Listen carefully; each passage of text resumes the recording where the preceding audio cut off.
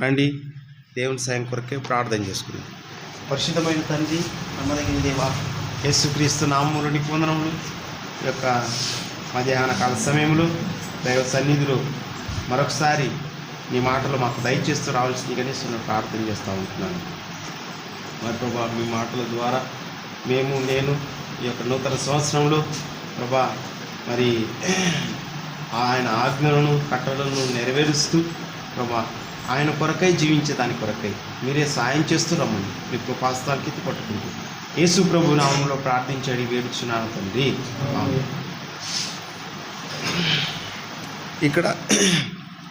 ఇక్కడ 122వ కీర్తనలో మరి కొన్ని ప్రాముఖ్యమైన సంగతులు ఉన్నాయి. మొట్టమొదటగా ఏముంది అంటే మరి యెహోవా మందిరమునకు వెళ్ళుదామని జనులు నాతో అనినప్పుడు నేను సంతోషించి తిని. మొట్టమొదటగా మరి దేవుని మందిరములో అక్కడ ఏముంది? సంతోషము అంటే దైవికమైన ఆరాధన. ఫస్ట్ మందిరం అంటే ఏంది? మందిరం అంటే ఆరాధన. దైవ సన్నిధిలో మొట్టమొదటిగా ఆరాధించాలా.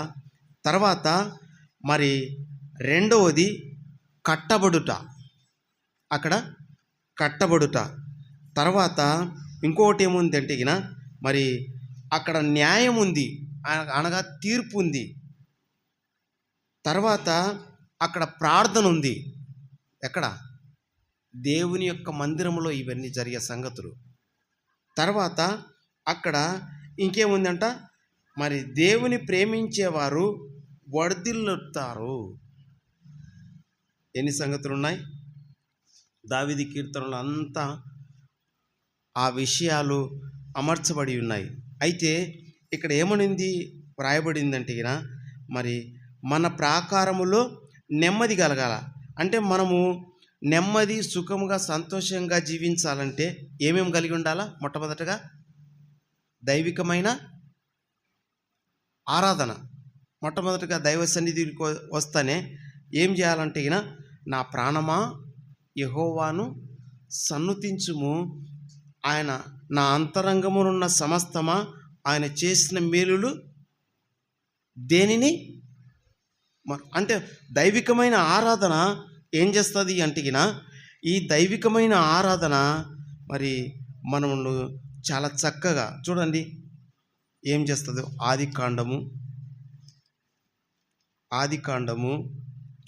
8వ అధ్యాయము 21వ వచనం. 8వ అధ్యాయం 21వ వచనం. అప్పుడు యెహోవా ఇంపైన సువాసనను ఆగ్రానించి ఇక మీదట నరులను బట్టి భూమిని మరలా శపించను. అక్కడ ఏముంది చెప్పండి? మనం ఆరాధించిన తర్వాత దేవుని యొక్క మనసు ఏమైపోయింది?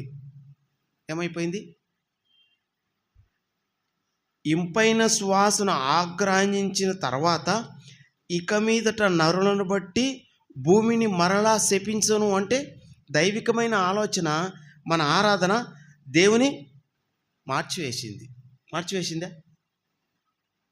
చూడండి మన ఆరాధన ఎంత ఉంటుందంటే మన ఆరాధన ద్వారా రాత్రి మాట్లాడుతూ వచ్చినాం. మన ఆరాధన ద్వారా ఇతరులు దేవుని యందు నమ్మిక ఉంచాల. అంటే దైవికమైన ఆరాధన అంత గొప్ప మరి వాటిని తీసుకొని వస్తుంది. ఎందుకంటే మరి ఈ కీర్తనకారుడు అంటాడు కదా, చూడండి కీర్తనల గ్రంథంలోని కీర్తనల గ్రంథము 5వ అధ్యాయము 12వ వచనం. యెహోవా నీతిమంతులను ఆశీర్వదించువాడవు నీవే. అక్కడ ఏమనింది అంటే కేడమితో కప్పినట్లు నీవు వారిని దయతో కప్పెదవు, కావున నీ నామమును ప్రేమించువారు నిన్ను గూర్చి ఉల్లసింతురు. కదా, ఎంత చక్కగా! కేడముతో కప్పినట్లు నీవు వారిని దయతో కప్పెదవు. దయ, కనికరము, కృప, వాత్సల్యత ఇవన్నీ పర్యాయ పదాలు. ఈ నూతన సంవత్సరంలో దేవుడు మనల్ని ఆ రీతిగా మరి కేడెముతో కప్పినట్లు దయతో కప్పి, తర్వాత ఆయన నామమును ప్రేమించువారు నిన్ను ఉల్లసింతురుగాక. దైవికమైన ఆరాధన మనకేం చేస్తుందంటే ఆశీర్వాదాన్ని తీసుకొని వస్తుంది. ఎట్లా అంటే చూడండి, ఎఫెసీయులకు రాసిన పత్రికలో ఉంది ఆ మాట.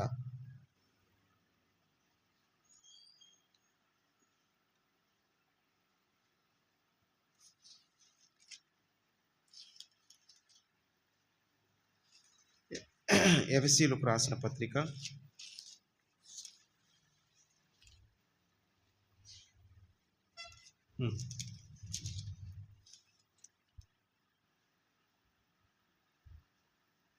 పరసంబంధమైన ఆశీర్వాదాన్ని దేవుడు అనుకుంటాను నేను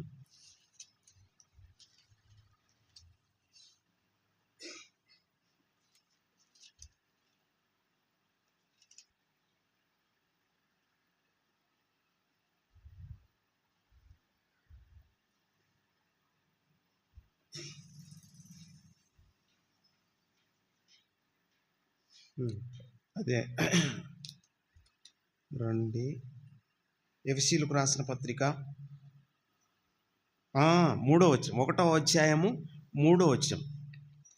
మన ప్రభు అయిన యేసుక్రీస్తు యొక్క తండ్రియు దేవుడు స్తుతింపబడును గాక. ఆయన క్రీస్తునందు పరలోక విషయములో ఆత్మ సంబంధమైన ప్రతి ఆశీర్వాదమును మనకు అనుగ్రహించెను. ఆత్మ సంబంధమైన ప్రతి ఆశీర్వాదము దేవుడు మనకు అనుగ్రహించాడు. కాబట్టి మొట్టమొదటిగా మనము మన ప్రాకారము అనగా మనకు నెమ్మది కలగాలంటే మొదటగా ఏముండాలా? ఆరాధన ఉండాలా. ఈ ఆరాధన మనము దైవికమైన మనస్సును మార్చివేస్తుంది. రెండవదిగా ఏముందంటే ఆయన తన మార్గముల విషయమై మనకు బోధ చేస్తాడు. ఆయన మనకు తన మార్గముల విషయమై యెషయా గ్రంథం రండి, యెషయా గ్రంథం, అక్కడ యెషయా గ్రంథంలో 2వ అధ్యాయము 3వ వచనం. 2వ అధ్యాయం 3వ వచనం. ఆ కాలమున సియోనులో నుండి ధర్మశాస్త్రము, యెరూషలేము నుండి యెహోవాకు బయలువెళ్ళును. జనులు గుంపులు గుంపులుగా వచ్చి యాకోబు దేవుని మందిరమునకు, యెహోవా పర్వతమునకు మనము వెళ్ళుదము రండి. ఏమంటున్నాడు? ఆయన తన మార్గముల విషయమై మనకు బోధించును, మనం ఆయన త్రోవలలో నడుతము అని చెప్పుకొందుము. ఆయన తన మార్గముల విషయమై మనతో మాట్లాడుతూ ఉన్నాడు. ఆయన మార్గముల విషయమై, ఆయన మార్గము ఎటువంటిది అంటే ఆయన మార్గము సరళమైనది, ఆయన మార్గము యథార్థమైనది, ఆయన మార్గము నిత్యము నడిపించేది. అయితే ఏం చేస్తూ ఉన్నామంటే మనము ఆయన మార్గములో నడచకుండా ఏ మార్గంలో నడుచుకుంటాం? మన మార్గములు ఎటువంటివంట చూడండి, మన మార్గములు ఎటువంటివో. ఎందుకంటే కొద్దిగా సమయాన్ని మరి అక్కడక్కడ భాగంలో చూసుకొని త్వరగా ముగించుకుంటాం. సామెతల గ్రంథము 2వ అధ్యాయం 15వ వచనంలో చూడండి ఏమంటాడు? వారు నడుచుకొని త్రోవలు వంకరివి, వారు కుటిల వర్తనులు. అంటే మనము వంకర త్రోవలో పోకుండా తర్వాత తిన్ననైనా సరైన మార్గములో పోయేదాని కొరకై దేవుడు మనకు మార్గాన్ని సిద్ధపరుస్తూ ఉన్నాడు. ఆయన మార్గము ఎటువంటిది అంటే ఆయన మార్గము ఎటువంటిది చూడండి. అక్కడ కీర్తనల గ్రంథము 18వ అధ్యాయము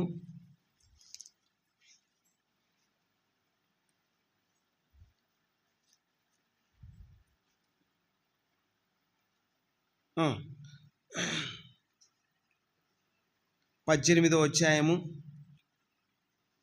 30వ వచనం నుంచి ఏమంటారంటే, దేవుడు యథార్థవంతుడు, యెహోవాకు నిర్మలము, తన శరణజొచ్చు వారందరికీ ఆయనే కేడము.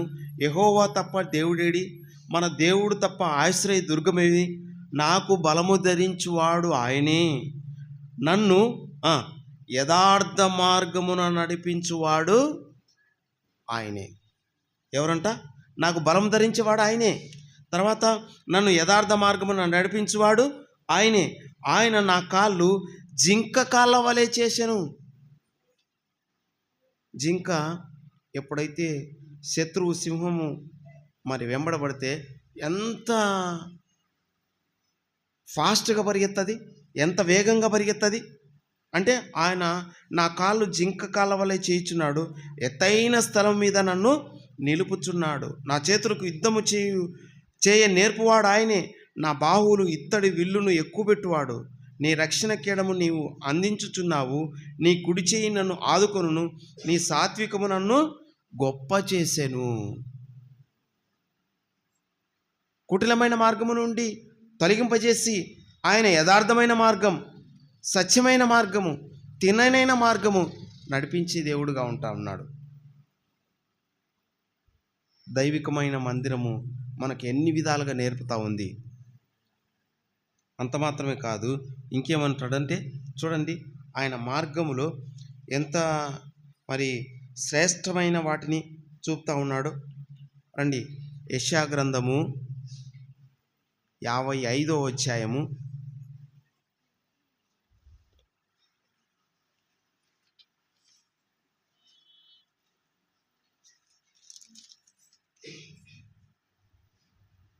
55వ అధ్యాయము చూడండి, 7, 8, 9 వచనాలు. భక్తిహీనులు తమ మార్గములు విడవలను, దుష్టులు తమ తలంపులు మానబలను. వారు యెహోవా వైపు తిరిగిన ఎడల ఆయన వారి యందు జాలిపడును. వారు మన దేవుని వైపు తిరిగిన ఎడల ఆయన బహుగా క్షమించును. నా తలంపులు మీ తలంపులు వంటివి కావు, మీ త్రోవలు నా త్రోవలు వంటివి కావు. ఇదే యెహోవా వాక్కు. ఆకాశము భూమిపైకి ఎంత ఎత్తుగా ఉన్నవో మీ మార్గముల కంటే నా మార్గములు, మీ తలంపుల కంటే నా తలంపులు అంత ఎత్తుగా ఉన్నవి. ఆయన మార్గములో నిన్ను నడిపించాలని కోరుకుంటా ఉన్నాడు. దేవుడు నీకు మందిరం ఇచ్చి, దేవుడు నీవు ఆయన సన్నిధిలో నిత్యముగా, యథార్థముగా, సత్యముగా మరి ఆయన సన్నిధిలో నడుచుకునే దాని కొరకై దేవుడు నిన్ను ఏర్పరచుకుంటా ఉన్నాడు. నీవు అలాంటి మరి భక్తిహీనులు తమ మార్గములు విడవలను. నీవు మీ మార్గమును విడిచిపెట్టు, మీ తలంపులు విడిచిపెట్టు. మానవ తలంపులు ఏం చేస్తాయి? చాలా రకరకాలుగా ఉంటాయి. ఎందుకంటే చూడండి, మానవుని తలంపు ఎంత భయంకరంగా చేసిందో. ఆదికాండము మానవుని తలంపు ఎంత భయంకరంగా చేసిందో చూడండి. ఆదికాండంలోనికి రండి. ఆదికాండం 6వ అధ్యాయము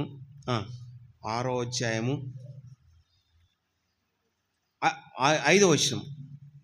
ఆదికాండం 6:5. నరుల చెడుతనము భూమి మీద గొప్పదనియు, వారి హృదయం యొక్క తలంపులలో ఊహంతయు ఎల్లప్పుడూ కేవలము చెడ్డదని యెహోవా చూచి. మానవుని యొక్క హృదయం తలంపు ఎటువంటిది? మన ఆలోచన ఎటువంటిది? ఎప్పుడు కేవలం చెడ్డవే. కానీ భక్తిహీనులు తమ మార్గమును విడిచిపెట్టాలా, తమ తలంపులు మానుకోవాలా. కాబట్టి ఆయన తలంపు ఏమంటాడంటే, ఆయన దక్షిణాస్తం కిందికి మనం వెళ్ళాలా. ప్రభువా, నన్ను నిత్యము నడిపించుము. ఏమంటాడు? నన్ను నిత్యము. కీర్తనాకారుడు అంటాడు. కీర్తనాకారుడు చూడండి,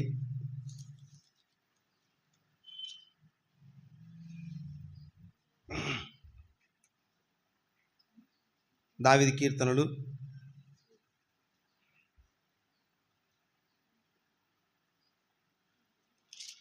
'దావీదు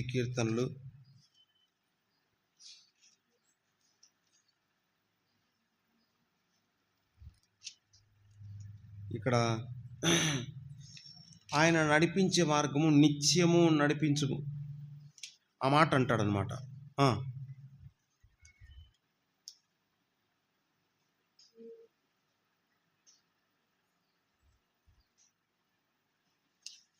సరే, ఈ మాటని మనం చూసుకున్నాం. 18వ అధ్యాయము చదువునా.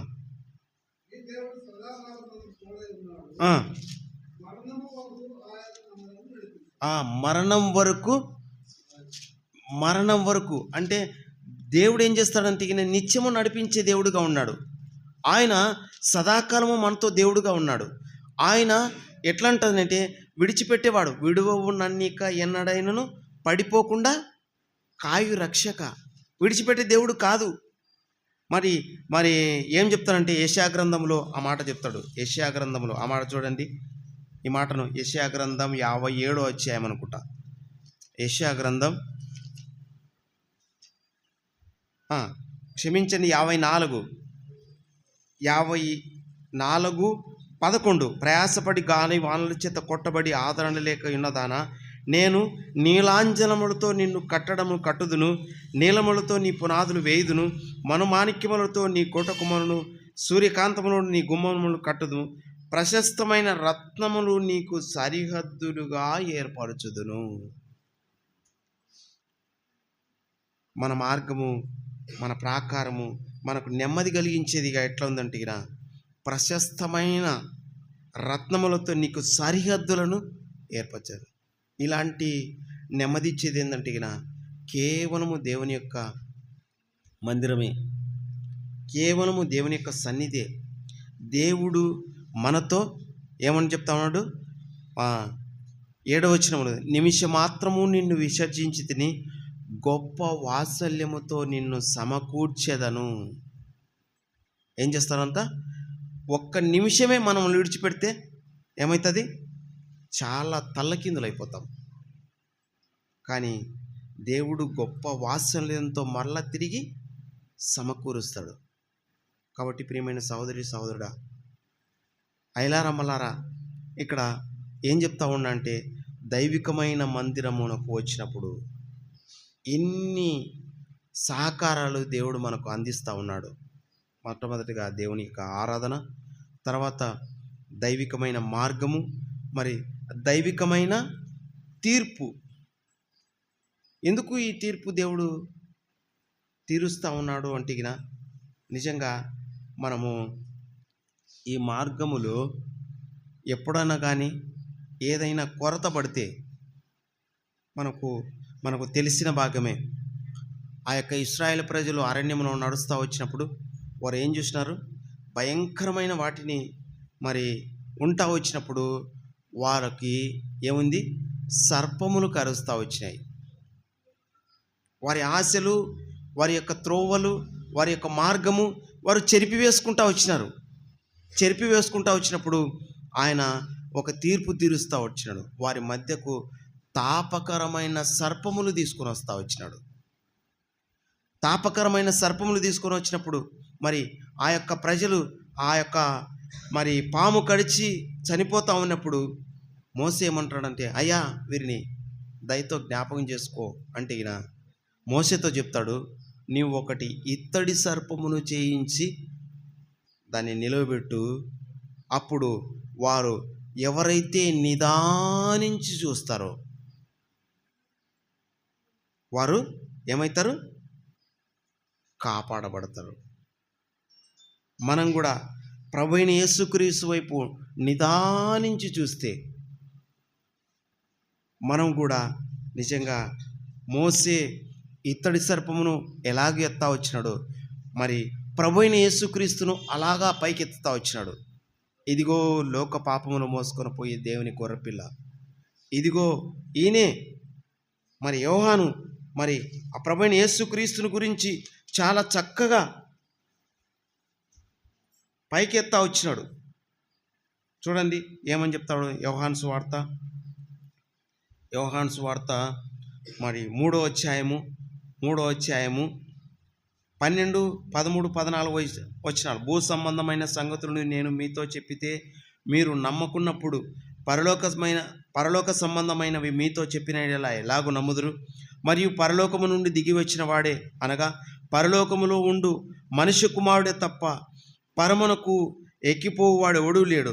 అరణ్యములో మోసే సర్పమును ఎలాగెత్తెను అలాగే విశ్వసించు ప్రతి వాడును నశింపక ఆయన ద్వారా నిత్య జీవం పొందినట్లు మనుష్య కుమారుడు ఎత్తబడవలను. ఈ లోకములో పాపము చేసే ప్రతి వాడు ఆ యొక్క ఇత్తడి సర్పాన్ని చూసి నిదానించి చూసి వారు కనికరింపబడ్డారు. అయితే మనం కూడా ఈ భూమి మీద ప్రభువైన యేసుక్రీస్తునందు మరి నశింపక నిత్య జీవం పొందాలంటే ఈ లోకంలో భయంకరమైన సంఘటనలు వస్తూ ఉన్నాయి. ఇప్పుడు ఎట్లా వస్తున్నాయి ఇంటికినా ఏమంతా అపాయక రండి. తీతు పత్రిక ఆ మాటను మనం చదువుకుంటాం.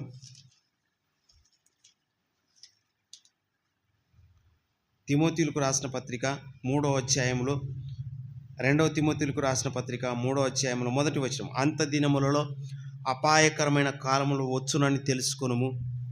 ఎలాగనగా మనుషులు స్వార్థప్రియులు, ధనాపేక్షులు, బింకములాడువారు, అహంకారులు, దూషకులు, తల్లిదండ్రులకు అవిధేయులు, కృతజ్ఞత లేనివారు, అపవిత్రులు, అనురాగరహితులు, అతి ద్వేషీయులు, అపవాదకులు, అజితేంద్రియులు, క్రూరులు, సజ్జన ద్వేషీయులు, ద్రోహులు, మూర్ఖులు, గర్వాంధులు, దేవుని కంటే సుఖానుభవంగా ఎక్కువగా ప్రేమించువారు, పైకి భక్తి గల వారి వాళ్ళే ఉండి దాని శక్తిని ఆశ్రయించిన వారనై ఇందురు.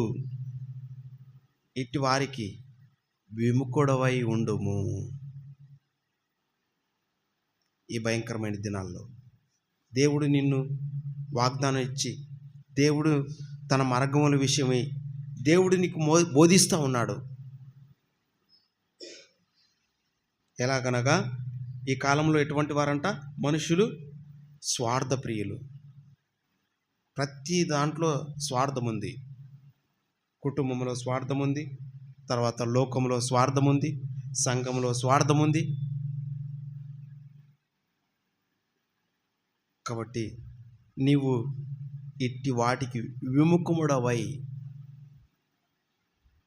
ఆయన తన మార్గం విషయమై బోధిస్తూ ఉన్నప్పుడు మనకు నెమ్మది, మనకు సమాధానము, మనకు సుఖము ఉండేదాని కొరకై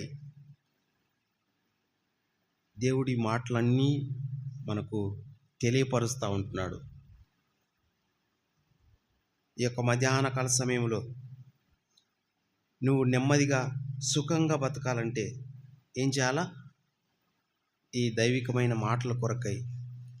అక్కడ ఇంకొక ఏముంది అంటే కీర్తన 122వ కీర్తనలో అక్కడ ఏముంది మరి చూడండి. ఆ మాటను ఒకటి చూసుకుంటాం. ఆ మాటను చూసుకొని మనము ముగించుకుంటాం. కీర్తన 122వ అధ్యాయంలో 22వ అధ్యాయంలో ఏమంట? యెరూషలేము యొక్క క్షేమము కొరకు ప్రార్థన చేయుడి. నిజంగా మనము అనేకుల కొరకు ప్రార్థన చేస్తే, వారి క్షేమం కోరుకుంటే మన క్షేమం దేవుడు కోరుకుంటాడు. వారి కొరకు ప్రార్థన చేస్తే, వారి కొరకు మరి నిత్యము విజ్ఞాపన చేస్తే, ఎందుకంటే బైబిల్ గ్రంథం సెలవిస్తూ ఉందండి ఏంటంటే యాజకులు నిత్యము ఆ యొక్క దైవ సన్నిధిలో మరి ఆ యొక్క వాటి మీద దీపస్తంభం మీద నిత్యము అగ్ని రగులుచుండవలెను.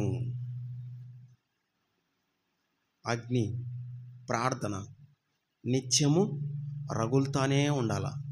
కొందరు గొలుసు ప్రార్థనని, కొందరు ఎందుకంటే ఈ ప్రార్థన ఎంత తీసుకొని వస్తుందంటే మరి ఇశ్రాయేలు యుద్ధంలో ఓడిపోకుండా ఉండేదాని కొరకై ఆయన మోసే చేతులెత్తి ప్రార్థన చేస్తూ వచ్చినప్పుడు, ఆయన ఎప్పుడైతే చేతులు దించుతానే ఇశ్రాయేలు ఓడిపోతూ వచ్చినారు. అయ్యో మరి ఈయన చేతులు దించినప్పుడు మనం ఓడిపోతానని ఆయనకు చేతులు నొప్పి కలిగించకుండా అలాగనే పట్టుకుంటూ వచ్చినారు. నీ ప్రార్థన ఎంత క్షేమం కోరుతూ ఉంటున్నది. ఈ ప్రార్థన మరి సంఘక్షేమము, తర్వాత కుటుంబ క్షేమము, లోకక్షేమము, ఇవన్నిటినీ తీసుకురాబడుతూ ఉంటున్నది. నిజంగా మనం నెమ్మదిగా సుఖంగా ప్రాకారంలో జీవించాలంటే ఇలాంటి సంగతులు ఉంటున్నాయి. కాబట్టి ఈ నూతనమైన సంవత్సరంలో నువ్వేం చేయాలా? మీ యొక్క తలంపులు, మీ యొక్క మార్గము విడిచిపెట్టు, దేవునికి అప్పగించుకో. అయ్యా, నన్ను నీవు దైవ సన్నిధిలో వేటి కొరకై సిద్ధపరుచుతా ఉన్నావో, నన్ను వేటి కొరకై సిద్ధం చేసి దైవ సన్నిధిలో మరి చూడండి ఏమంటాడో, చక్కగా దేవుడు వాటన్నిటినీ మనల్ని దైవికమైన క్రమములో దేవుని కొరకై మరి దేవుడు వాటి విషయముల కొరకై దేవుడు మనల్ని ఆయన సంపూర్ణతలోనికి తీసుకురావాలన్నట్లు. ఎందుకంట మనకు క్షేమాభివృద్ధి కలగాలంటే మనం ఏం చేయాలా? దైవికమైన యొక్క పరిచర్యను చేయాలా. ఎఫెసీయులకు రాసిన పత్రిక 4వ అధ్యాయం 13వ వచనం మాత్రమే. 13వ వచనం, క్రీస్తు పరిశుద్ధులు సంపూర్ణులగునట్లు క్రీస్తు శరీరము క్షేమాభివృద్ధి చెందుటకు పరిచర్య ధర్మమును జరుగుటకును ఆయన కొందరిని అపోస్తులుగాను, కొందరిని ప్రవక్తలుగాను, కొందరిని సువార్తలుగా గాను, కొందరిని కాపరులుగాను, ఉపదేశకులుగాను నియమించెను. దైవికమైన నియామకంలోనికి వచ్చినావు. నిన్ను దేవుడు వాడుకునే దాని కొరకై దేవుడు నిన్ను సిద్ధపరుస్తూ వచ్చినాడు. నీవు ఆ యొక్క మరి సంఘము క్షేమాభివృద్ధి, సంఘము నెమ్మది, సంఘము ప్రాకారము మరి విశాలం పరచాలంటే నీవే కారణం. అట్లాగా దేవుడు నిన్ను నన్ను ఆ రీతిగా దైవికమైన సంపూర్ణతలోనికి దేవుడు తీసుకొచ్చే దాని కొరకై దేవుడు సహాయం చేయనుగాక.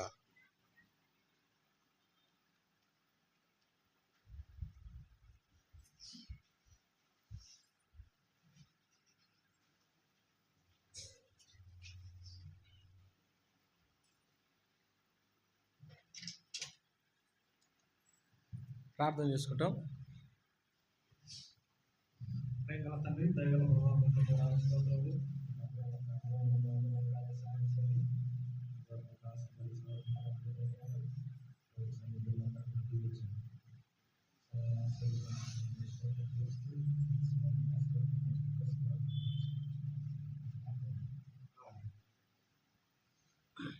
ప్రకటనలు జ్ఞాపకం చేసుకునండి.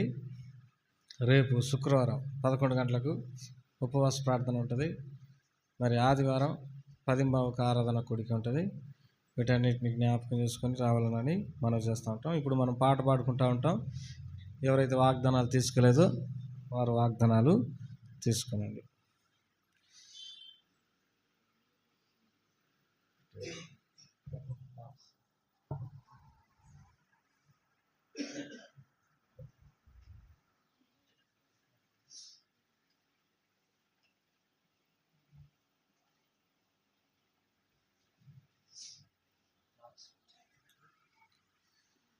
మనం పాట పాడుకుంటాం.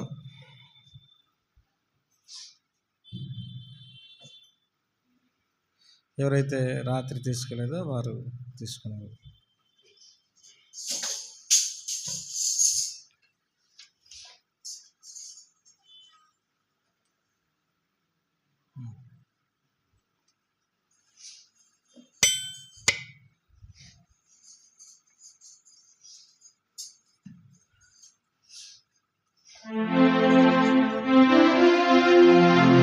లేచి పాట పాడుకుంటాం.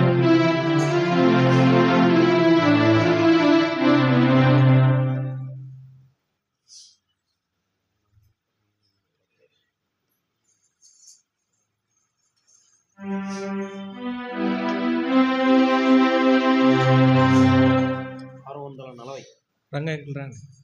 రంగాయకులు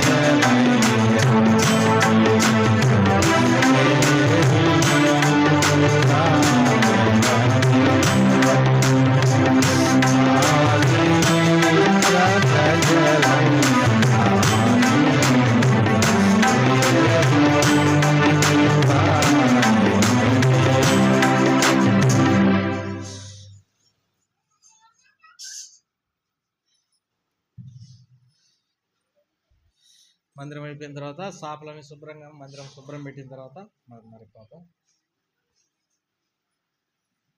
ప్రేమల తండ్రి దయగల ప్రభావ మీకు స్తోత్రములు. ఇంతవరకు సేవలు సహాయకులకు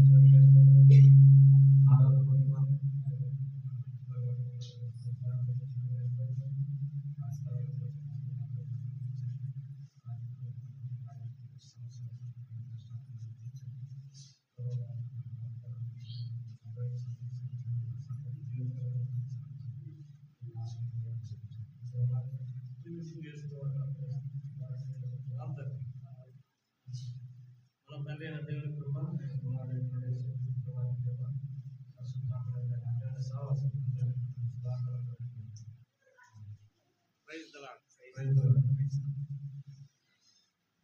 సాపలు తీసి మరి శుభ్రంగా అన్ని సరి చేసుకున్న తర్వాత మన పోతాం.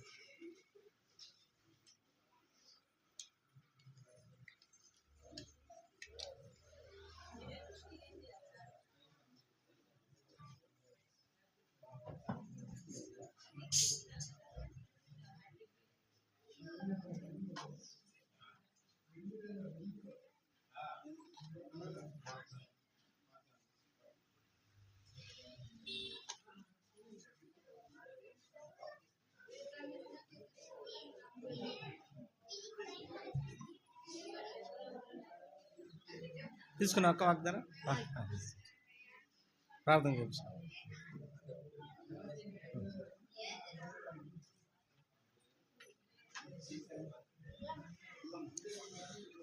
ఇవన్నీ మనం శుభ్రం చేసుకున్న తర్వాత కడిగేటువంటి ఏంటైనా కడిగేసేయండి.